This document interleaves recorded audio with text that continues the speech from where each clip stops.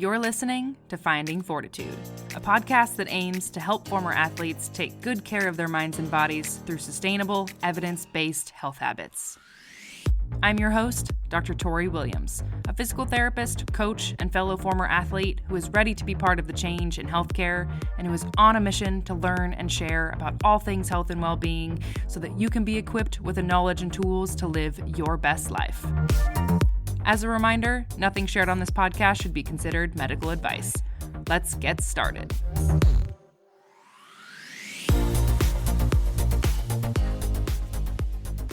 All right, so welcome back to Finding Fortitude. Today, I have a special guest with me that I'm really excited for you to meet. We met over Instagram, actually, which I guess is pretty normal in this day and age. Yeah. But I'm a huge fan of the work she's doing with former athletes, and I think you will be too. So let's welcome to the pod, Megan Reuter. Megan. Hi. Hi. Thank you for being here. Oh my gosh, it's my favorite to meet people on Instagram. It's the best, honestly. It's been really cool to meet a lot of really cool people over Instagram that I would have never met otherwise. So thank you, Instagram, for that one. Do you mind telling the listeners a little bit about yourself, like including your athletic background and what you're up to these days? Yeah, so my athletic background is in swimming. I swam from the time I was, 3 or 4 years old up until all the way through my senior year in college. So I went to FAU, Florida Atlantic University, which is in Boca Raton, Florida. And honestly, I chose that school because it was a co-ed team, which is super specific to swimming. Like no other sports, and I realized this, no other sports practice with the guys. And I always felt drawn to that because I have 2 older brothers who just really hit the nail on the head anytime I needed it. So training with the guys was always something that I enjoyed doing, and that was how I ended up at FAU. Throughout there, I mean, it honestly was just, I majored in exercise science, really thought I was going to go into PT and be like my lovely lady Tori right here, but that just didn't happen. And I pivoted and went into sales and kind of took off from there. But yeah, my athletic experience was very normal and nothing too crazy. That's good. Yeah. That's a good thing.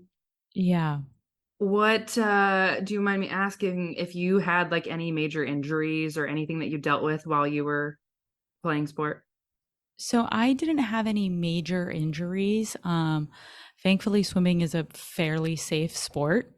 And what's funny is almost all the injuries on our team happened outside of the pool. Like we would play frisbee or ultimate frisbee and somebody would break their arm or something. Like nothing would happen in the pool besides overuse injuries, which is so prominent throughout swimming, because just think of the amount of repetitions your arms are doing. Similar to softball and baseball, right? And like pitching and throwing. And that, I just remember like getting out of the pool one time and just crying to my coach and saying like, all my tendons are so inflamed right now. There's like no amount of ice, no amount of anything that can help. What I wish I knew or wish my coaches told me then was rest, which is just not the name of the game in college sports. You're speaking to my soul there. That is, as a softball player, definitely something that came up a lot. And it was, I mean, obviously a grind, and you aren't told by coaches as much to rest. And I also think that we probably aren't doing as good of a job as we could be in preparing athletes for those kinds of loads over season, right? I think in the off season, there's a huge responsibility from strength coaches and coaches alike, and rehab teams to keep an eye out for those things, so that we're really making sure that those athletes are as prepared as possible to go into season with that amount of reps. But it is a very hard thing. I'm not, it's not easy to do. And I do think getting enough rest during the off season is another big piece of that, is again, zooming out and load management. But yeah. What's crazy is like the rest on off season, you almost get looked at as lazy. Mm-hmm. If you're the one on the team that comes back not in shape, you're the one you're gonna get put through the ringer, both by the team and the coaches. So there is that kind of stigma on the people who do take rest. Yep.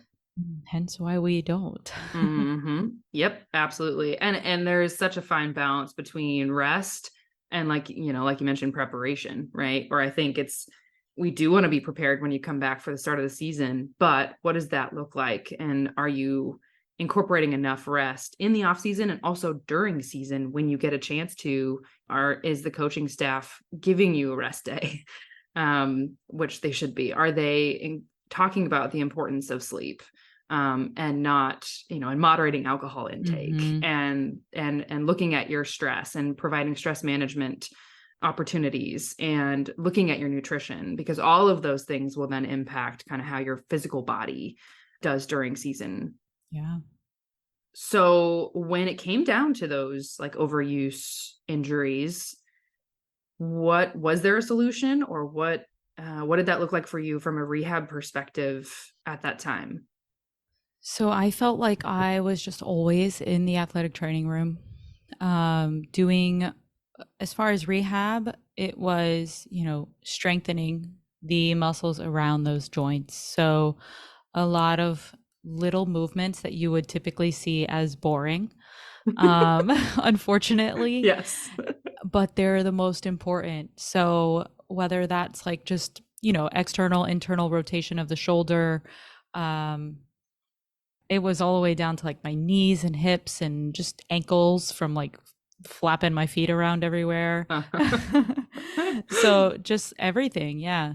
Picking marbles off of I remember doing that with my toes. Hate those so much.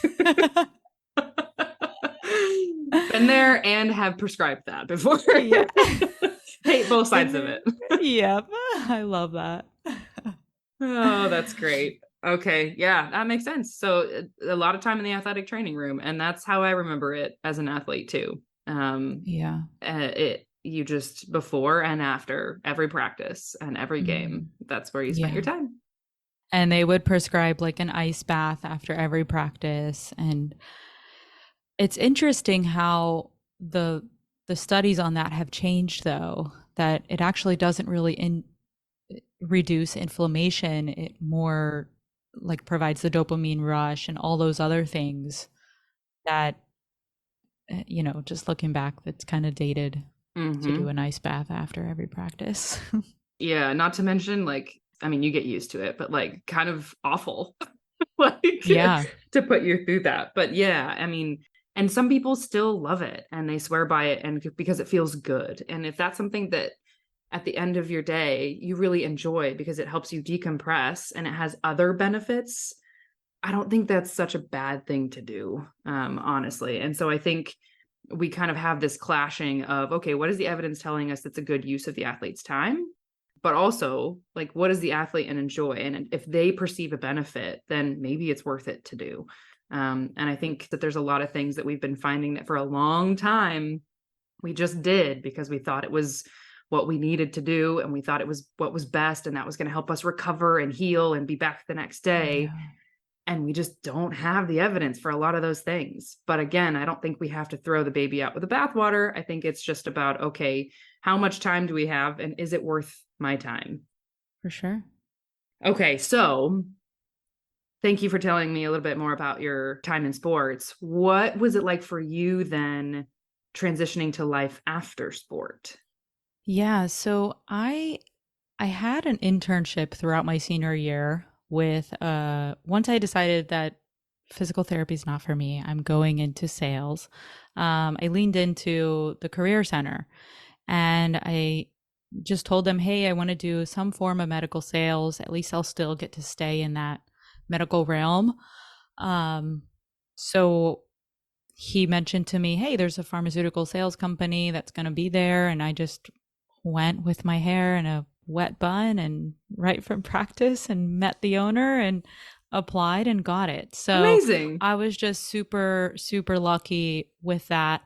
Um, so I did have an internship throughout my senior year. It's funny, I was originally just thinking, just a 3 month in between, right? And he's like, oh, we'll work with your schedule. And I'm like, do you know what my schedule is? Like, you sure? We're going to work with my schedule? I don't know what that means. So, so yeah, it was practice, get dressed in business casual clothes, go to the office, come back. And it was pretty crazy my senior year. But I think that really set me up for a good transition out. I'd say where I didn't expect, the things that I didn't expect are how sedentary I was throughout the day, right? Even throughout my senior year, I was running around class, practice, work, etc. And then it just became work.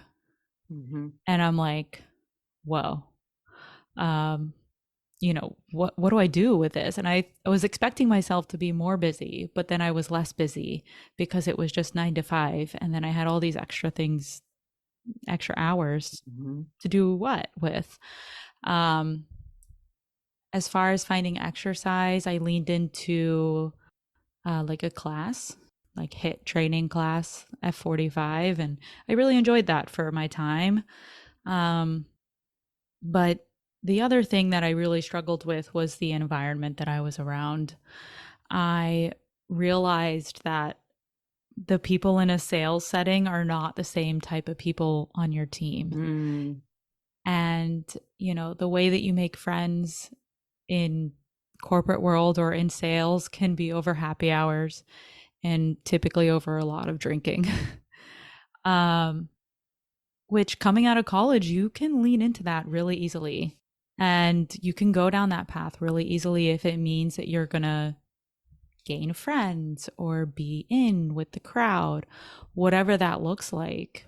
But that sent me down a lot of different paths that I would say I regret. But at the same time, I learned a lot from it. So Mm. that was my transition out. And, once I found a reason to work out again, I started signing up for triathlons. That's when life kind of changed. I found a new group of humans who were exercising and into more health. And it it's saved me for sure. Mm. And I think that's so important, that that piece of who we're around and who we surround ourselves with, either intentionally or unintentionally, has such a huge impact. And when we're used to being around like-minded individuals who are working toward a common goal, and that involves movement and keeping yourself healthy, Mm. there's kind of this there's this motivation to be just like the people you're around. And I think that's such a huge point about life after sport that a lot of us underestimate, is that finding that new crowd and who you surround yourself with can be challenging, which is why I think you created the Rooted Athlete, right? Can you talk a little bit more about what that is and how that helps former athletes?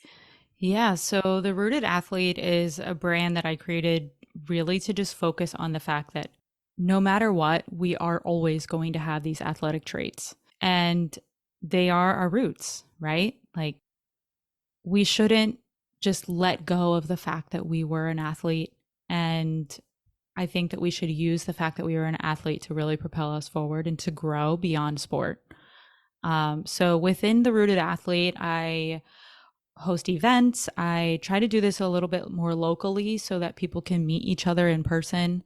And I'm located in South Florida. So if anybody's listening, hit me up Mm-hmm. and we'll hang out. But yeah, so that's really it. It's just creating community and really just helping people prepare for that transition. I love that. Finding your new community. And again, those like-minded people, that's huge.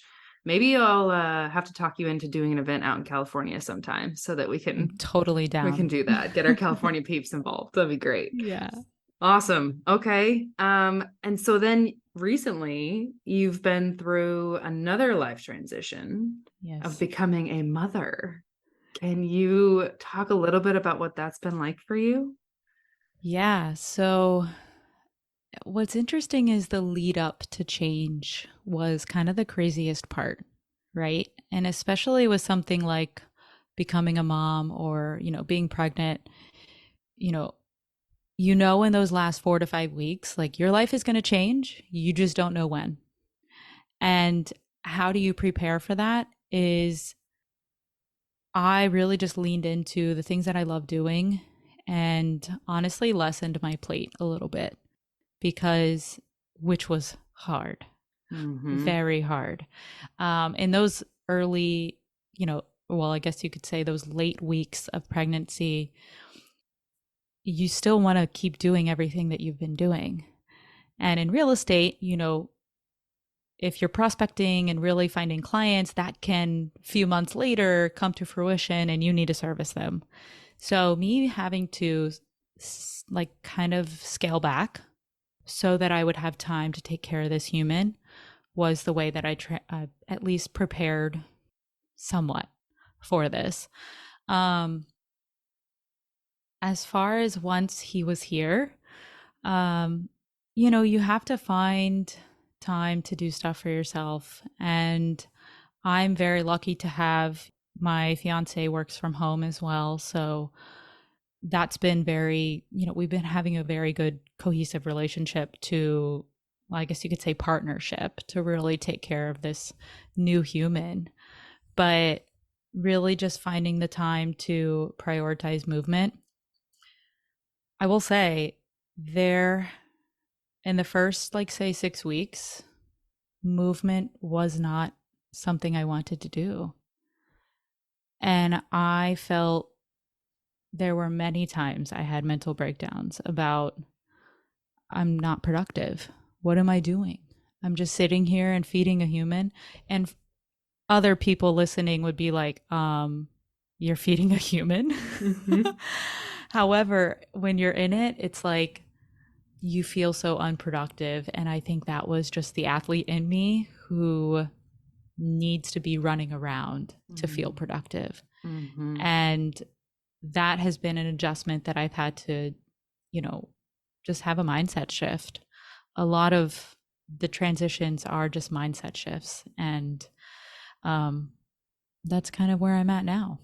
Yeah. Oh my gosh. Yeah. That's just changing the pace, right? And allowing yourself to slow down is definitely something I see a lot, even the clients that I work with too, that finish sport and years down the line, they're still like, but I'm not doing enough. I'm not exercising enough. And it's like, well, yeah, actually, you work a full-time job. You are taking care of a small human, and you're taking care of a sick family member, and all of these things. And it's like, I think you're doing plenty. In fact, you might need to slow down a little bit. Yeah. And that's a really hard thing, I think, for us to kind of settle into a new pace of life. And I'm just so glad that you've been able to find that pace for you and find a way to take care of yourself. And of course, the little human that you are Yeah. sustaining. It's amazing. Yeah. Yeah. It's been more than a blessing, and we are insanely lucky. I just want to acknowledge that because I know the path to pregnancy and to motherhood for a lot of people can be tough. And I just want to acknowledge that that's okay too. Um, there are people that try for years and years, and that's just the way that it is sometimes. And it doesn't mean that you're lesser than, it doesn't mean any of that. Um, but just know that your time is your time. Yeah. Yeah. And your journey and your pace is the right one. Yeah. And I think that's another one we tend to compare ourselves a lot, both to our former selves, but also to others around us. I think Yeah. that's a good point. Thanks for bringing that up. Definitely. Okay. Well, I appreciate your time. And in order to wrap this up, I like to ask if there's anything that's been on your mind lately or anything that you want to share about your experience as a former athlete, or anything else that you think the listeners should know or should hear?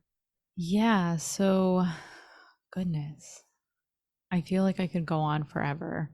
Of course, right? Because there's so much to unravel in that transition. But I think just surrounding yourself, like we touched on earlier, surrounding yourself with humans who get you is going to pay dividends in the rest of your life, because they say that you are like the 5 people you surround yourself with, but it's really hard to actually realize that, or other people can see it more than you can, I think. So also just listen to the people around you. They can see things from the outside that you might not be able to see. So Yeah, I think that's it. I love that. And I think that's where we'll leave it off. That's a great place to stop. So where can people find you if they want to connect or learn more about the Rooted Athlete? Definitely. So mostly we're on Instagram, hence where me and Tori met. Best. It's the best. Yeah, you can find us on Instagram at The Rooted Athlete, and you can find our podcast on all podcast platforms, The Rooted Athlete Podcast. So that's mostly where we are. Awesome. We hope to see you there. Awesome. Yes, we just finished up an interview for the Rooted Athlete podcast too. So yeah, definitely go check it out. We'll have a little reversal of roles here. And I love it. Thanks again, Megan, for being here with your little one and all the things you have going on. I really appreciate you taking the time to be here. Of course, Tori. Thank you for having me. Thank you for listening to the Finding Fortitude podcast. If you liked what you heard, please leave a rating or review below, or share this episode with someone you love. Take good care of yourself.